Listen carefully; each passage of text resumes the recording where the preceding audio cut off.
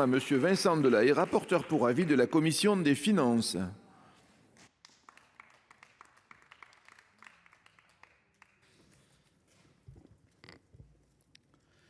Monsieur le Président, Madame et Messieurs les ministres, Monsieur le Président de la Commission des affaires sociales, Madame la rapporteure générale, chers collègues, la Commission des finances, saisie pour avis, a donné à ce texte un avis favorable, non parce qu'elle a pensé que la politique menée est la bonne, ni parce qu'elle a jugé la trajectoire financière suivie convaincante, mais pour que le Sénat discute ce texte et l'améliore.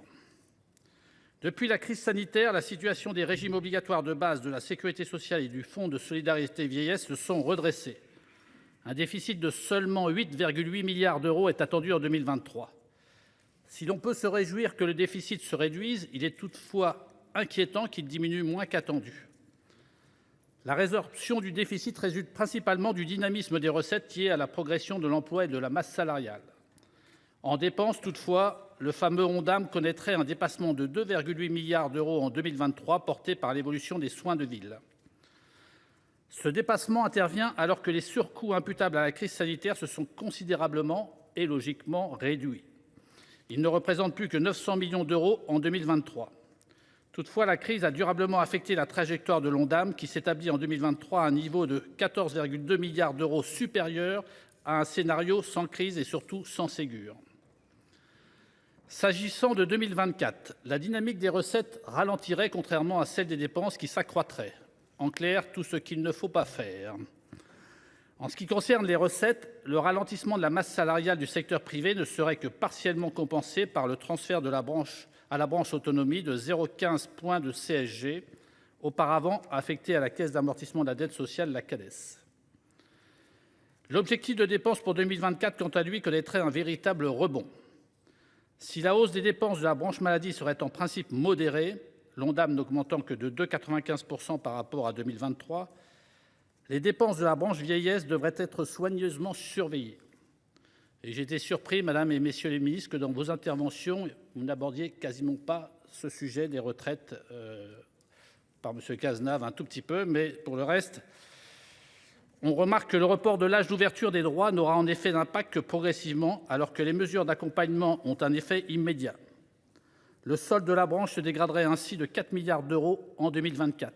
Le déficit global repartirait à la hausse en 2024 pour s'établir à 11,1 milliards d'euros. Il s'agit là d'une situation inquiétante dans la mesure où, chacun le sait, le déficit cède la dette et que les conditions de remboursement de la dette sociale se sont sérieusement dégradées ces dernières années. En effet, le taux moyen de refinancement de la CADES a connu une hausse inquiétante de 0,62% en début 2022 à 1,93% aujourd'hui, certains taux tutoyant même les 3%. Dans le même temps, les ressources dont dispose la CADES pour amortir la dette sociale ont diminué. 0,15 points de CSG lui sont retirés en 2024 et le versement du fonds de réserve pour les retraites baissera à partir de 2025 de 2,1 milliards à 1,45 milliard d'euros. J'en viens aux prévisions pluriannuelles. Le déficit de la sécurité sociale continuera à se dégrader pour s'établir à 17,5 milliards d'euros en 2027.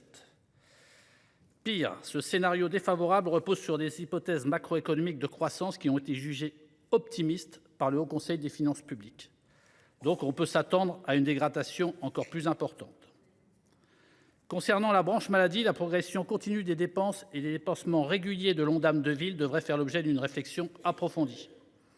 Le Gouvernement se refuse en effet, comme cela a été patent lors de l'examen du projet de loi de programmation des finances publiques, à envisager sérieusement une régulation des soins de ville. L'avenir de la maîtrise des dépenses d'assurance maladie fait donc l'objet d'un impensé de la part du Gouvernement. Concernant la branche vieillesse, il est inquiétant de constater que l'impact de la réforme des retraites sera vraisemblablement moindre qu'escompté. En particulier, et ça n'a pas été abordé, la situation de la Caisse nationale de retraite des agents des collectivités locales, la CNRACL, est de plus en plus préoccupante. Son déficit ne cesse de s'aggraver et atteindrait presque 6,5 milliards d'euros en 2030. Plus globalement, les déficits cumulés du budget de la sécurité sociale de 2024 à 2027 représenteraient environ 60 milliards d'euros. Ils pourraient conduire à une nouvelle reprise de dette par la CADES, ce qui repousserait la perspective de son extinction au-delà de 2033. Compte tenu de l'ensemble de ces éléments, vous aurez compris que ma position sur l'équilibre général du texte est réservée.